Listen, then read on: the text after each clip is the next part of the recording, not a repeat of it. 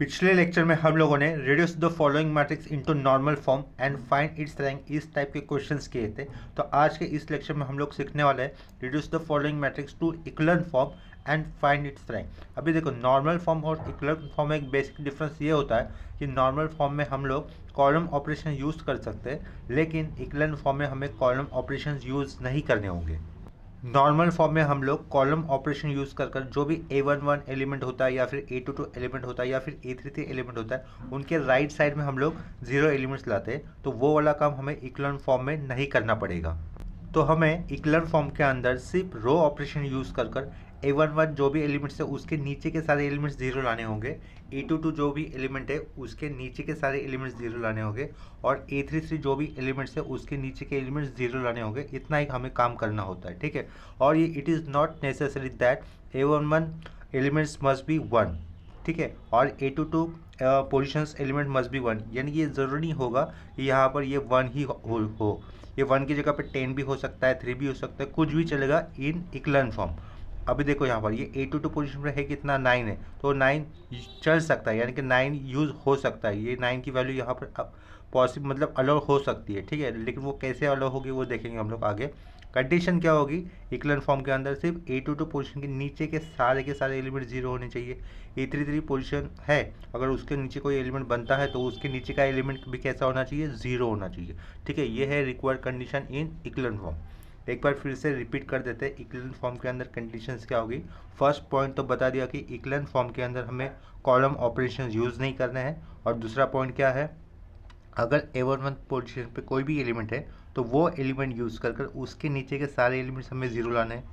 Same concept, अगर A22 position पे कोई भी एलिमेंट है मैट्रिक्स के अंदर तो वो वाला नंबर यूज़ कर हम लोग नीचे 0 ला सकते हैं। A33 पोजीशन पे अगर कोई भी एलिमेंट है तो वहाँ पर आप लोग वो वाला नंबर यूज़ करो, या फिर उसको 1 बनाकर उसके नीचे के सारे एलिमेंट्स आप लोग 0 ला सकते हो। यानी कि ये देखो, A11 पोजीशन पे 1 भी आता है तो अच्छी बात है।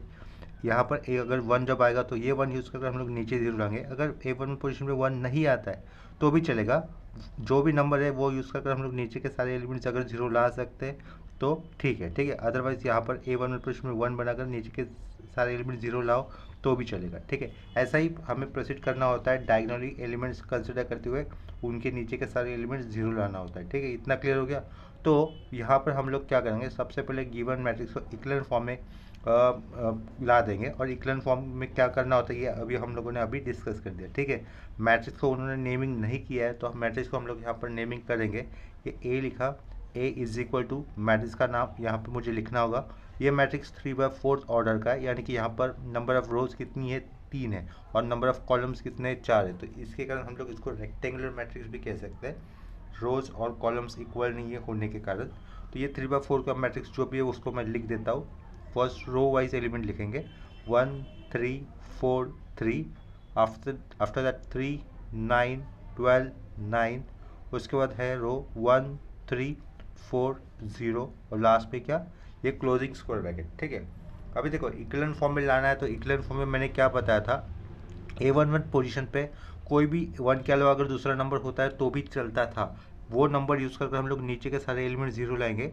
अगर यहाँ पर 1 है तो अच्छी बात है, तो ये वाला 1 यूज़ कर ही हमें नीचे के सारे एलिमेंट 0 लाना है। नीचे के यानी कि ये 3 सेकेंड रो का पार्ट है, तो ये हमें क्या लिखना होगा, R3 - 3 times of R1 use करना होगा, और sorry R2 - 3 times of R1 use करना होगा, और यहाँ पर R3 - सिंपली R1 कर देंगे, ठीक है। तो वो वाला पॉइंट मैं यहाँ पे कर दूंगा।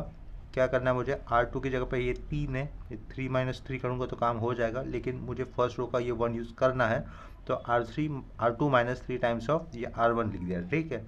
और लास्ट बाजू में क्या लिखेंगे, R3 - R1 होगा। तो कौन से रो में चेंजेस नहीं होने वाले, फर्स्ट रो में चेंजेस नहीं होंगे। यहाँ पर R2 और R3 आया है ना शुरुआत में, तो उन्हीं रो में चेंजेस हो जाएंगे। तो ये A लिखा, नेगेशन साइन डाला, opening square bracket, first row as it is 1 3 4 3। यहाँ पर देखो 3 टाइम्स ऑफ R1, ये तो 0 हो जाएगा, ये भी 0 हो जाएगा, ये भी 0 हो जाएगा, और ये भी 0 हो जाएगा। उसके बाद डायरेक्टली हम लोग सब्ट्रैक्ट कर रहे हैं R3 से R1, तो ये 0, ये 0, ये 0, और ये कितना होगा, 0 - 3 कितना होता है, -3 होता है ना, तो यहाँ पर -3 कर दिया। लास्ट में क्या कर दिया, ये क्लोजिंग स्क्वायर ब्रैकेट। यहाँ पर हम लोगों ने कंसेप्ट पॉइंट ऑफ व्यू क्या कर दिया, A11 पोजीशन पे जो भी नंबर है वो वाला नंबर यूज़ कर हम लोगों ने नीचे 0 लाया। अगर यहाँ पर 1 आता है तो अच्छी बात है, अगर 1 नहीं है तो 1 लाओ, वो वाला 1 यूज़ कर नीचे के सारे एलिमेंट 0 लाओ।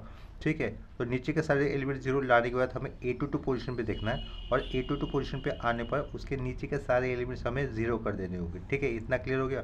तो यहाँ पर A22 पोजीशन पे ऑलरेडी 0 है। A22 पोजीशन क्या है, यहाँ पर सेकेंड रो पूरा का पूरा 0 है। अगर कोई रो क्या कर रहे हैं हम लोग इक्लन फॉर्म बनाते वक्त या फिर लाते वक्त, अगर कोई रो कम्प्लीटली 0 एलिमेंट्स वाला हो जाता है तो उस वाले रो को हमें बॉटम में लिखना होगा, यानी कि सबसे नीचे लिखना होगा। तो नेक्स्ट स्टेप में हमें क्या करना होगा, देखो R2 इंटरचेंज बाय क्या करेंगे हम लोग, R3 करेंगे। क्यों करेंगे ऐसा, क्योंकि अगर 0 रो कोई भी होता है इक्लन फॉर्म बनाते वक्त या फिर लाते वक्त, उस केस में 0 रोज़ के एलिमेंट्स को हमें या फिर 0 रोज़ को हमें बॉटम में लिखना होगा। ठीक है, अगर 2 0 रोज़ होते तो उनको बॉटम में लिखते थे हम लोग ज़्यादा मैट्रिक्स के ऑर्डर में। तो ये A लिखा, नेगेशन किया, ये ओपनिंग स्क्वायर ब्रैकेट। हमें क्या करना है, सेकेंड रो को R3 रो से रिप्लेस करना है। तो first row as it is 1 3 4 3 होगा, 0 0 0 -3 होगा, और लास्ट में क्या होगा 0 0 0 और 0। ठीक है, लास्ट में ये closing square bracket. Next step में देखो, अभी ऑब्जर्व करो आप लोग, A11 पोजीशन पे कोई भी नंबर है वो उसके नीचे के सारे एलिमेंट 0 है। A22 पोजीशन पे कोई भी नंबर है उसके नीचे के सारे एलिमेंट 0 है। A33 पोजीशन पे यहाँ पर भी 0 है और उसके नीचे तो कोई एलिमेंट है ही नहीं। ठीक है, तो अपना काम यहीं पर हो गया। क्या कहा, अपना काम यहीं पर हो गया। यहाँ पर number of non zero rows कितने, क्या कहा, यहाँ पर number of non zero rows, 0 rows element तो एक ही है। ठीक है, यानी कि लास्ट वाला रो में सारे के सारे एलिमेंट 0 है। तो नॉन जीरो रोज कितने हो गए हमारे पास, 2 हो गए। फर्स्ट रो जिसमें नॉन जीरो रोज एलिमेंट है, और सेकेंड रो जिसमें भी नॉन जीरो एलिमेंट है। ये -3, भले ये -3 एक ही आया हो, बाकी के 3 एलिमेंट 0 हो, लेकिन सेकेंड रो के अंदर एक जगह पे तो एलिमेंट है ना, तो इसके कारण इसको भी नॉन जीरो रोज कहेंगे। ठीक है, तो लास्ट स्टेप में हमें नॉन जीरो रोज कितने मिलते हैं, 2 मिल जाते हैं। Therefore the rank of the matrix is 2। क्या लिखेंगे, रैंक ऑफ मैट्रिक्स इज 2। इतना समझ में आ गया। तो इक्लन फॉर्म के अंदर रैंक ऑफ मैट्रिक्स क्या होता है, basically number of non zero रोज। क्या कहा, इक्लन फॉर्म के अंदर रैंक ऑफ मैट्रिक्स क्या होता है, नंबर ऑफ नॉन जीरो रोज। ऐसा यही कंसेप्ट हम लोगों ने नॉर्मल फॉर्म के अंदर भी अप्लाई किया ना। तो here rank of matrix is how much, 2। और एक दो सम लेने पर आपको इक्लन फॉर्म में रिड्यूस करने वाला कंसेप्ट और उससे रैंक निकलने वाला कंसेप्ट और अच्छी तरीके से लर्न हो जाएगा। तो इसके बाद हम लोग और एक क्वेश्चन करेंगे, reduce the given matrix into echelon form and find its rank, इस कंसेप्ट के ऊपर। देखो नेक्स्ट क्वेश्चन में क्या दिया है, reduce the following matrix into echelon form and find its rank. और मैट्रिक्स दिया है रो वाइज एलिमेंट में रीड कर रहा हूँ, 8 1 3 6, सेकेंड रो है 0 3 2 2, लास्ट रो है -8 -1 -3 -6। ठीक है, सबसे पहले हम लोग क्या करेंगे, मैट्रिक्स में नेमिंग कर देंगे। ये लिखा लेट लिखा, इस एरो से हम लोग आंसर के लिए शुरुआत करेंगे। तो ये लेट लिखा, let B is equal to, अभी मैट्रिक्स को नेमिंग कर दिया बी से, तो बी इज इक्वल टू 8 1 3 6 0 3 2 2 -8 -1 -3 और लास्ट में -6, ये क्लोजिंग स्क्वायर ब्रैकेट। ठीक है, जैसे क्या बताया था, A11 पोजीशन पे 1 आना चाहिए। क्या कहा, A11 पोजीशन पे 1 आना चाहिए, या फिर कोई भी नंबर रहेगा तो भी चलेगा, वो वाला नंबर यूज़ कर हमें नीचे 0 लाना है। क्या कहा, यहाँ पर 1 होना चाहिए, अगर 1 नहीं होता तो ठीक है कोई बात नहीं, 1 लाएंगे यहाँ पर, और यहाँ पर 1 लाने के बाद नीचे के सारे एलिमेंट्स क्या करने होंगे, 0 करने होंगे। लेकिन क्या करूँगा मैं, ये वाला 8 यूज़ करके मैं नीचे 0 एलिमेंट्स ला देता हूँ। R2 रो में ये वाले पोजीशन पे ऑलरेडी 0 है, तो यहाँ पे कुछ करने की ज़रूरत नहीं है।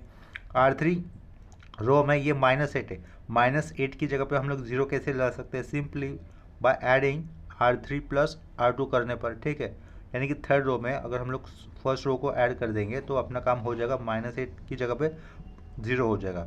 R2 नहीं होगा, यहाँ पर R1 होगा, क्योंकि R1 पोजीशन पे आया हुआ A11 एलिमेंट की पोजीशन पे आने वाला ही एलिमेंट यूज़ करना होगा ना। तो यहाँ पर गलती से R2 लिखा था, करेक्ट करके वो R1 कर दिया। ठीक है, तो अभी इतना ऑपरेशन करने पर चेंजेस कौन से रो में होने वाले, सिर्फ थर्ड रो में चेंजेस होंगे।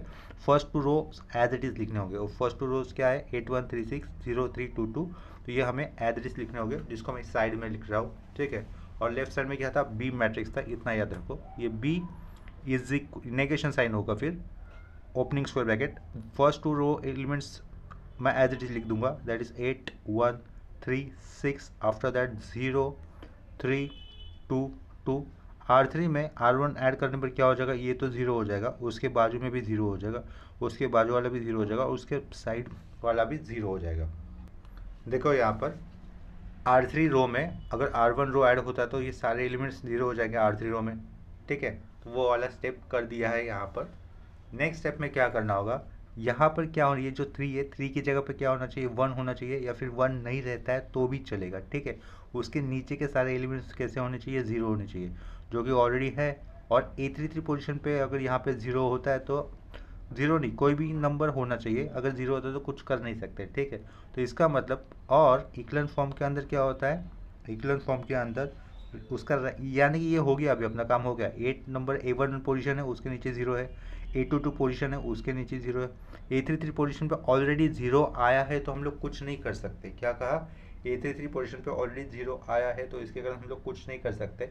यहीं पर ये गिवन मैट्रिक्स जो था वो नॉर्मल फॉर्म में आ गया, ठीक है। नॉर्मल फॉर्म में ये आ गया, क्योंकि नॉर्मल फॉर्म में के लिए 2 स्टेप्स होती है। पहली स्टेप्स क्या, यहाँ पर अगर 1 है तो 1 या फिर कोई भी नंबर है वो यूज़ कर नीचे सारे 0 एलिमेंट्स लाओ। Same concept for second row, यानी कि सेकेंड रो में A22 पोजीशन पे कोई भी नंबर है या फिर 1 है, वो वाला 1 यूज़ कर नीचे के सारे एलिमेंट 0 लाओ। और उसके बाद सेम प्रोसीजर हमें थर्ड रो के लिए अप्लाई करनी होती है। A33 पोजीशन में कोई भी नंबर है या फिर वहाँ पर 1 है, वो वाला एलिमेंट्स यूज़ कर नीचे के सारे एलिमेंट 0 लाओ। तो यहाँ पर ये given matrix normal form equivalent form के अंदर कन्वर्ट हो गया है। तो यहाँ से अभी रैंक निकालना हमें, तो यहाँ से रैंक निकालने के लिए हमें क्या देखना होगा, number of non zero rows देखने होंगे। तो इस मैट्रिक्स के अंदर नंबर ऑफ नॉन जीरो रोज कितना है, फर्स्ट 2, तीसरा वाला रो तो कंप्लीट 0 एलिमेंट्स वाला बन रहा है। तो यहाँ पर रैंक ऑफ मैट्रिक्स क्या हो जाएगा, rank of matrix equal to 2 हो जाएगा, ठीक है। या ये वाला सम भी 3/4 ऑर्डर के मैट्रिक्स वाला था। अभी हम लोग 4/4 मैट्रिक्स के ऑर्डर वाला एक प्रॉब्लम्स लेते हैं। कंसेप्ट सेम रहेगी, reduce the following matrix into equivalent form and find its rank. तो वो वाला सेंटेंस मैं नहीं लिखूंगा, डायरेक्टली मैं यहाँ पर नेक्स्ट क्वेश्चन लिख देता हूँ और क्वेश्चन वाला मैट्रिक्स लिख दूंगा, ठीक है। हेडिंग क्या रहेगी क्वेश्चन के लिए, reduce the following matrix into equivalent form and find its rank. Equivalent form और नॉर्मल फॉर्म में गड़बड़ मत करना। इक्विवेलेंट फॉर्म में हमें कॉलम ऑपरेशन यूज़ करने नहीं होते हैं, ठीक है। सेम जो नॉर्मल फॉर्म में रो ऑपरेशन वाला पार्ट होता है वही हमें कंसिडर करना होता है इक्विवेलेंट फॉर्म के अंदर। देखो यहाँ पर नेक्स्ट क्वेश्चन लिया है 4/4 ऑर्डर वाला, जिसमें फर्स्ट रो एलिमेंट्स क्या दिख रहे हैं, 2 1 4 5। सेकेंड रो एलिमेंट्स है 8 5 14 और 17 और 1 5 5 7, ठीक है। ये और यहाँ पर और एक एलिमेंट्स मुझे ऐड करना था, इसके अंदर मुझे और एक फर्स्ट रो ऐड करना है जो कि रह गया अपने से मुझसे 1 2 3 4, ठीक है। ये फर्स्ट रो, ये कितने ऑर्डर का मैट्रिक्स हो गया, फिर अभी ये 4/4 ऑर्डर का मैट्रिक्स हो गया। फर्स्ट रो ही लिखना रह गया था गलती से।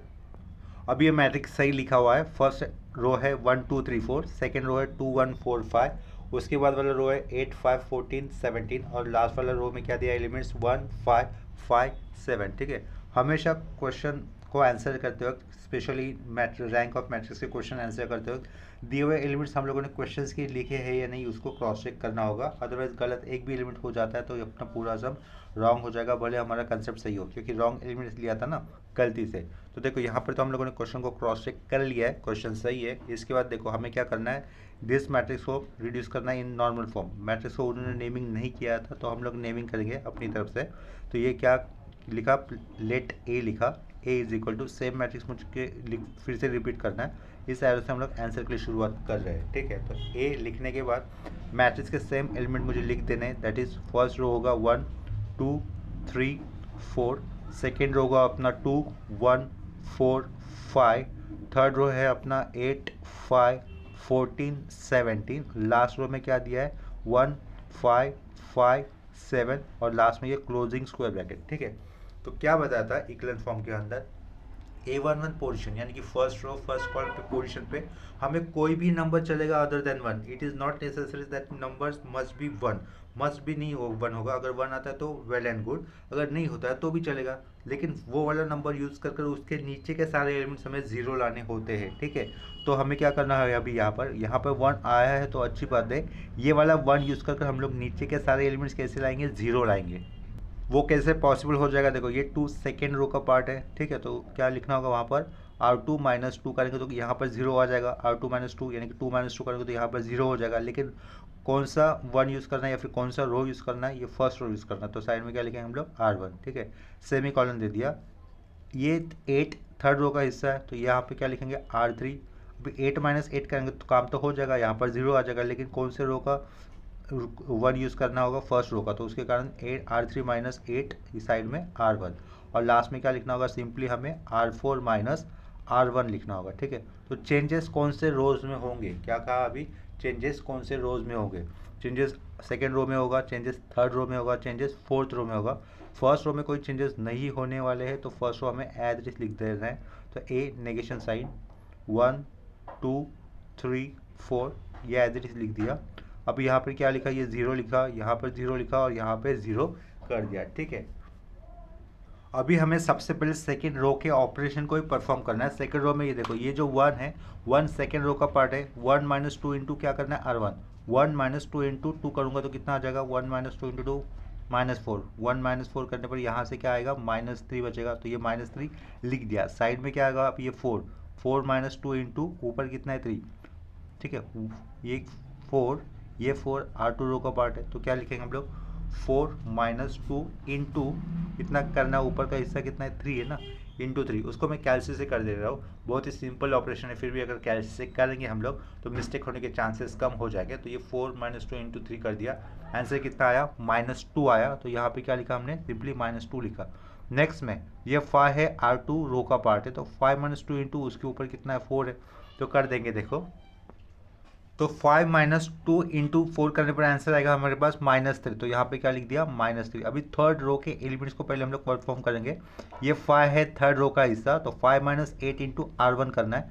देखो 5 माइनस 8 इंटू R1 की जगह पर अभी कौन सा एलिमेंट यूज़ करना होगा, 2, तो क्या लिखेंगे हम लोग 5 माइनस 8, कैलसी से करेंगे, 5 माइनस 8 इंटू क्या लेना है अभी 2 लेना है, तो इसका आंसर देखो कितना आ जाएगा -11। तो यहाँ पे क्या लिखना है, सिंपली डायरेक्टली -11 लिख देना है। नेक्स्ट स्टेप में अभी ये 14 है R3 रो का पार्ट, तो 14 माइनस 8 इंटू 3 करना है। क्या कहा, 14 माइनस 8 इंटू 3 कर देना है, तो उसका आंसर कितना आ जाएगा -10। तो यहाँ पे -10 लिख देंगे।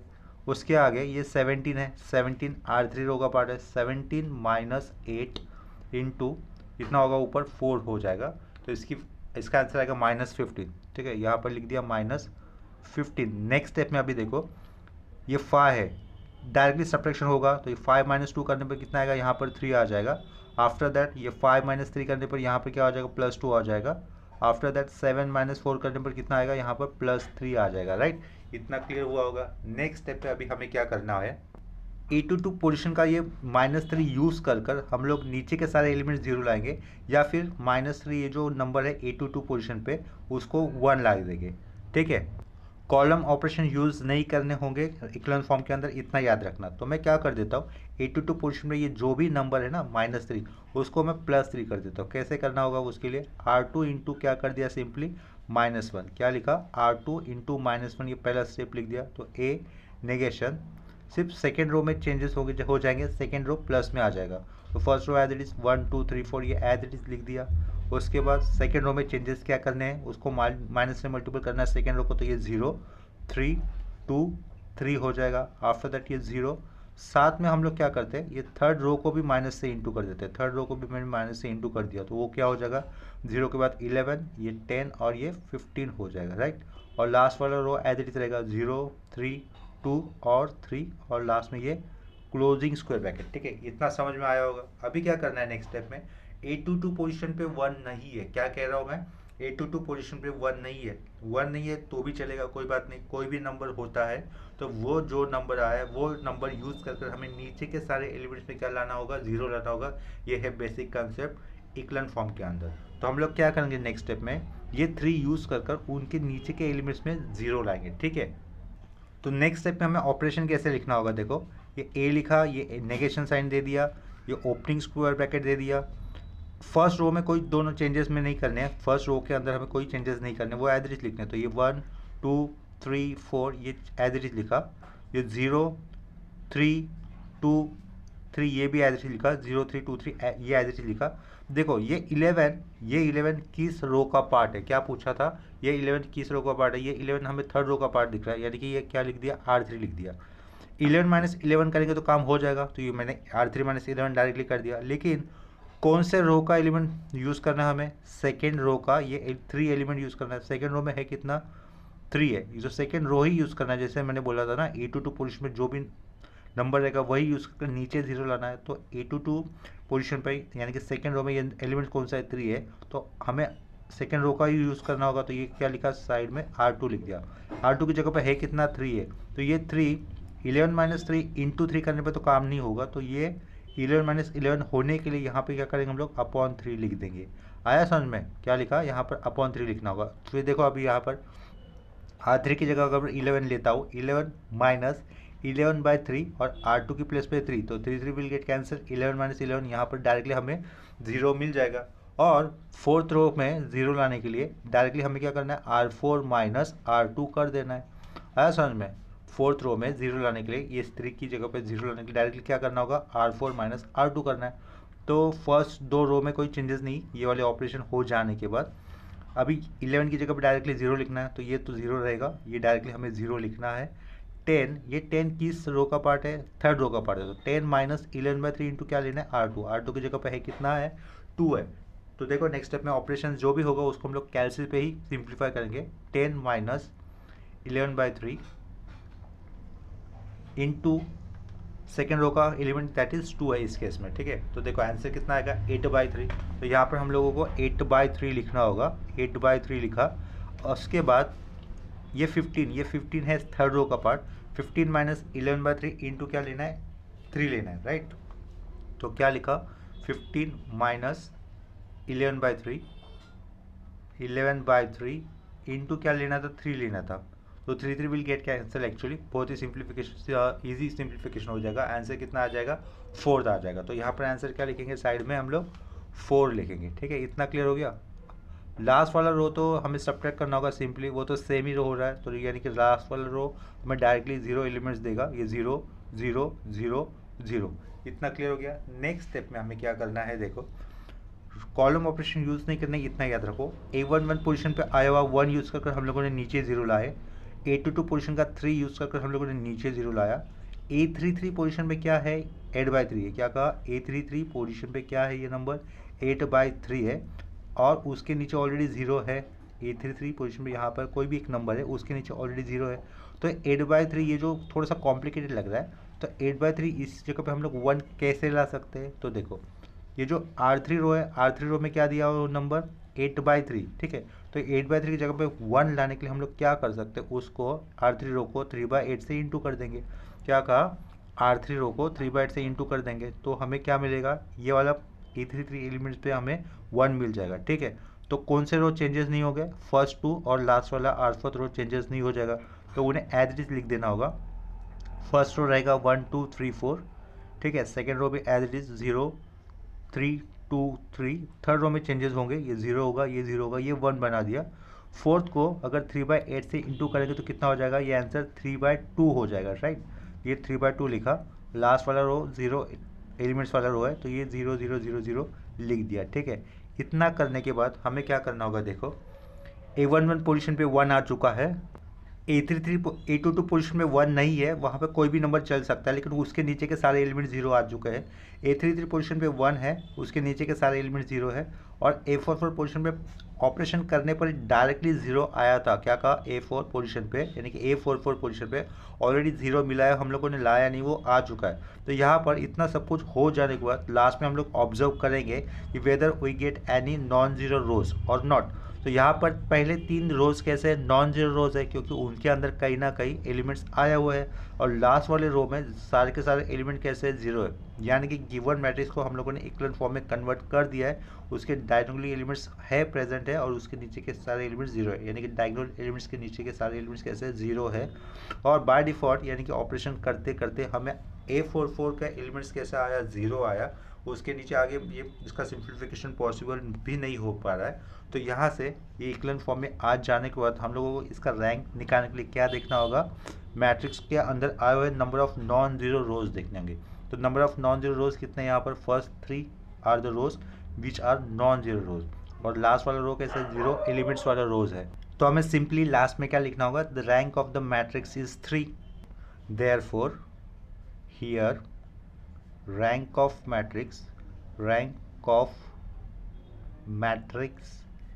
इज 3। ठीक है, इतना समझ में आया होगा। यहाँ पर और एक क्वेश्चन लेते हैं सेम कंसेप्ट के ऊपर, यानी कि reduce the given matrix into equivalent form and find its rank. ठीक है, तो उसका जो स्टेटमेंट नहीं लिख रहा हूँ मैं यहाँ पर, सिंपली क्वेश्चन का मैट्रिक्स लिख दूंगा।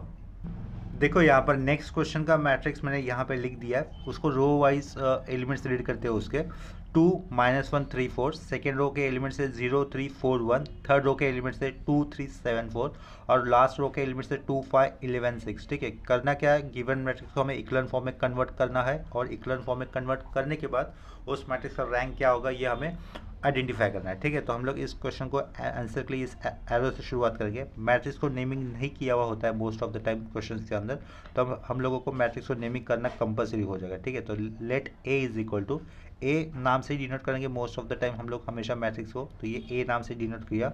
सेम एलिमेंट्स को मुझे फिर से लिखना होगा एज इट इज, तो रो वाइज लिखेंगे हम लोग एलिमेंट्स को 2 -1 3 4, आफ्टर दैट 0 3 4 1 2 3 7 4। यहाँ पे ध्यान रखना कोई भी एक एलिमेंट गलती से भी गलत नहीं होना चाहिए। ठीक है, अगर एक भी एलिमेंट हमारा गलत हो जाता है, भले आगे का ऑपरेशन सही हो लेकिन काम नहीं होगा। और मेन क्या है, काम अपना सही होना चाहिए। ठीक है, तो कंसेप्ट क्या बताया था, मैट्रिक्स को इक्विवेलेंट फॉर्म में रिड्यूस करते हो, यहाँ पर 1 आता है तो अच्छी बात है, 1 ला सकते हो तो लाओ, या फिर जो भी एलिमेंट्स है वही यूज़ करके नीचे के सारे एलिमेंट्स 0 लाओ। अभी R2 की इस वाले प्लेस पे ऑलरेडी 0 है, R3 की ये वाले प्लेस पे 2 है और R4 की ये वाले प्लेस पे कितना है 2 है, तो हम लोग सिंपली क्या करेंगे, इस 2 की जगह पे 1 नहीं लाते, डायरेक्टली हम लोग ये वाला 2 यूज़ करके नीचे के सारे एलिमेंट्स 0 ला सकते हैं। तो क्या करना होगा, देखो R3 माइनस डायरेक्टली R1 लिख सकते हैं और R4 माइनस डायरेक्टली हम लोग R1 यूज़ कर सकते हैं। ठीक है, कोई मल्टीपल करने की ज़रूरत नहीं है, कोई नंबर R1 के आगे मल्टीपल करने की ज़रूरत नहीं होगी इस पर्टिकुलर मैट्रिक्स के अंदर। ठीक है, नेक्स्ट स्टेप में फिर चेंजेस क्या हो जाएंगे, ए नेगेशन, पहले 2 रो एज इट इज रहेंगे तो उनमें कोई चेंजेस नहीं करना है, उन्हें एज इट इज लिखना होगा। 2 -1 3 4, second row will be as it is 0 3 4 1। यहाँ पर चेंजेस देखो क्या करने होंगे, 2 - 2 ये डायरेक्टली 0, ये 3 -1 ये हो जाएगा 4, ये 7 - 3 ये हो जाएगा 4, ये 4 - 4 ये हो जाएगा 0। ठीक है, 2 - 2 ये रहेगा 0, 5 -1 ये हो जाएगा +6, 11 - 3 कितना हो जाएगा, ये 11 - 3 8 हो जाएगा ना शायद, यस 8, और ये 6 - 4 कितना हो जाएगा 2 हो मिल जाएगा। ठीक है, लास्ट में ये क्लोजिंग स्क्वायर ब्रैकेट। अभी देखो नेक्स्ट स्टेप में क्या कर सकते हम लोग, A11 पोजीशन पे 2 था, वो वाला 2 यूज़ कर हम लोगों ने नीचे के सारे एलिमेंट 0 ला दिए थे। अभी क्या करना है, A22 पोजीशन पे 3 है, क्या कहा, A22 पोजीशन में 3 है, तो ये वाला 3 यूज़ कर हम लोग नीचे के सारे एलिमेंट 0 लाएंगे। यहाँ पर 1 अगर होता तो अच्छी बात है, यहाँ पर 1 ला सकते हैं, कैसे ला सकते हैं हम लोग, R2 माइनस R3 करने पर यहाँ पे 1 हो जाएगा, लेकिन उसमें से और वो वाला 1 यूज़ कर हम लोग नीचे के सारे एलिमेंट 0 लाएंगे, वो थोड़ा सा मुझे लंबा लग रहा है, तो उससे बेटर मैं क्या करूँगा, ये A22 पोजीशन पे आया हुआ 3 ही यूज़ कर मैं नीचे के सारे एलिमेंट 0 ला सकता हूँ। देखो कैसे, इतना तो क्लियर हो गया। नेक्स्ट स्टेप में क्या करना है, ये 4 किस रो का पार्ट है, थर्ड रो का, तो ये क्या लिखा, R3 लिखा, ये 4 थर्ड रो का पार्ट है, तो R3 लिखने के बाद हमें क्या करना होगा, 4 - 4 करेंगे तो काम हो जाएगा, 4 - 4 करेंगे तो यहाँ पे 0 होगा, तो ये क्या लिखा, 4 - 4 सिंपली कर दिया।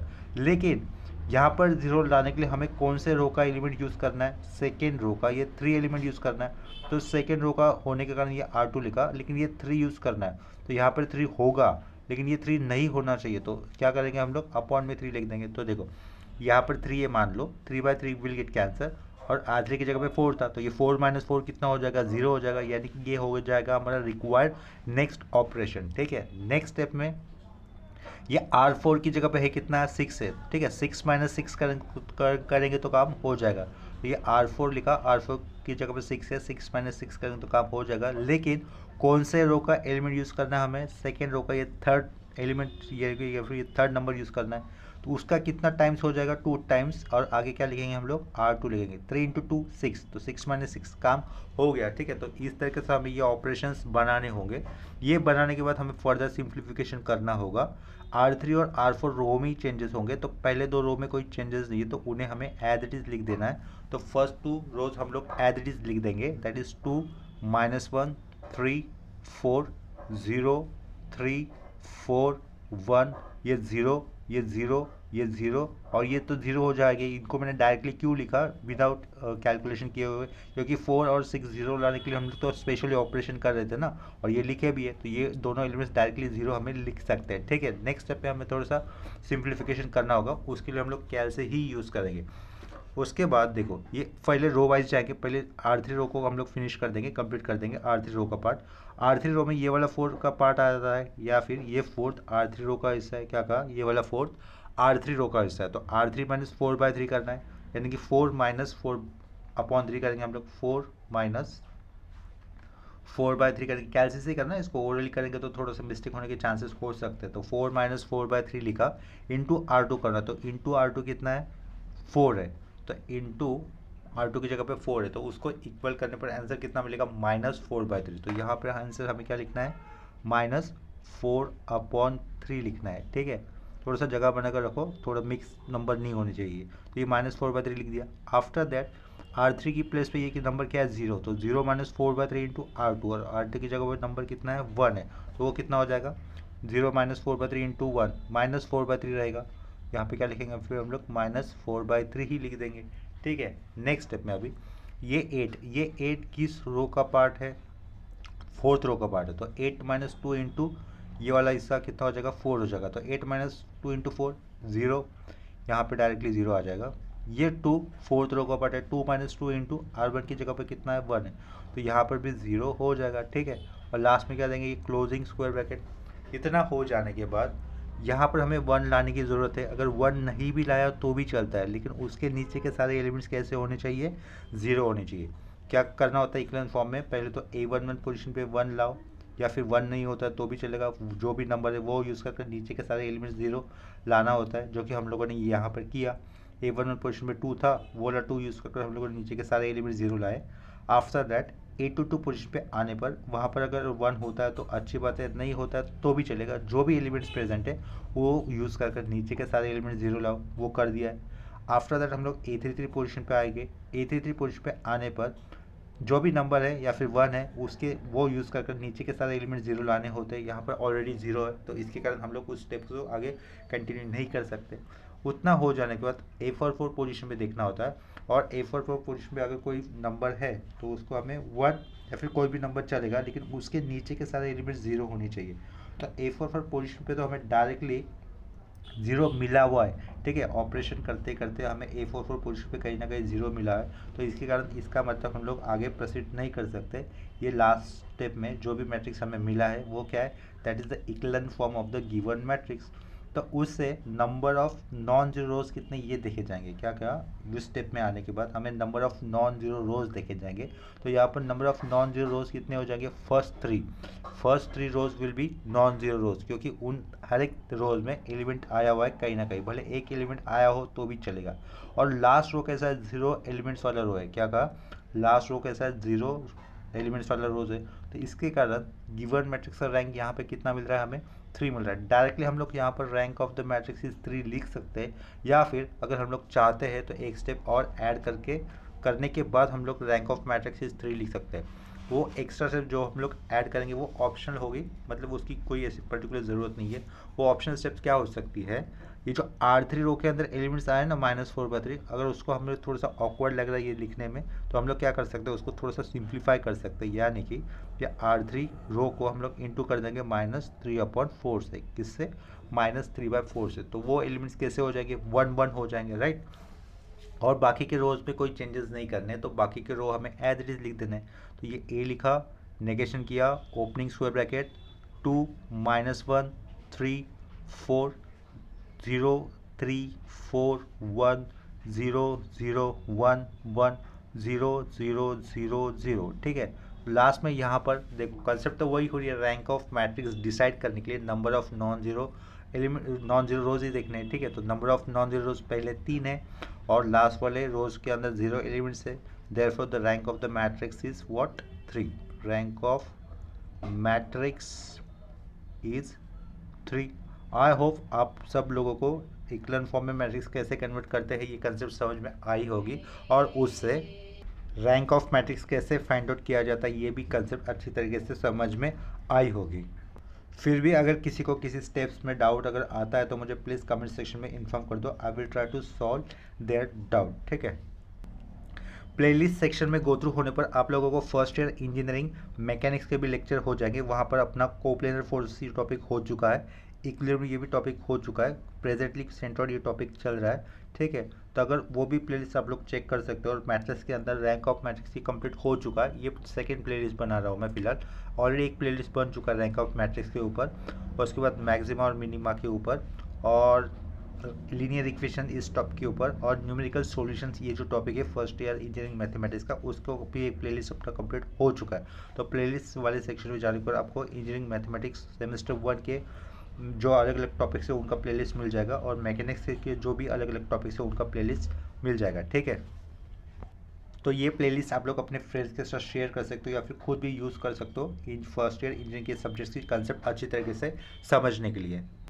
तो अभी के लिए यहाँ पर हम लोग रुक जाते हैं, नेक्स्ट लेक्चर में मिलेंगे, तब तक के लिए बाय और टेक केयर, कीप लर्निंग।